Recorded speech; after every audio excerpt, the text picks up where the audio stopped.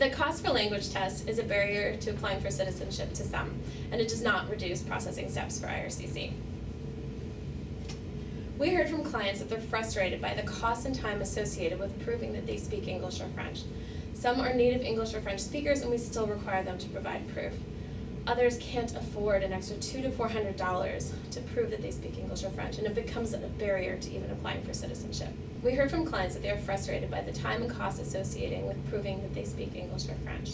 Some are native English or French speakers, and they still are required to provide third-party proof.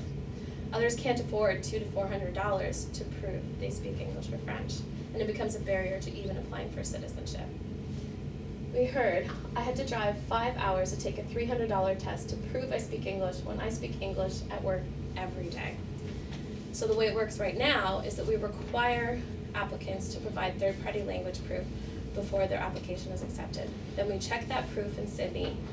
We ask them to pass a knowledge test in English or French.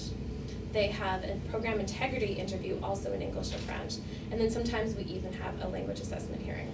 So how might we make it easier for clients to prove that they have adequate knowledge of English or French while maintaining program integrity?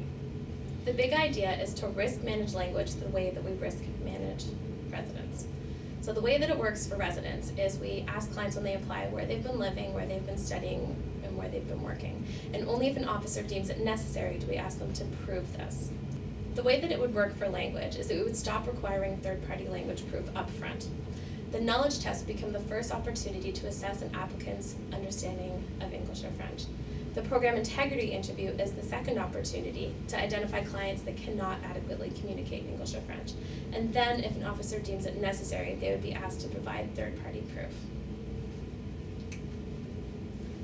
The benefits of this is that it would remove the sludge in the system due to the redundancy of asking for language proof up front, checking the proof in Sydney, asking applicants to pass a knowledge or test in an official language, and an integrity interview in an official language, and then sometimes even having a language hearing.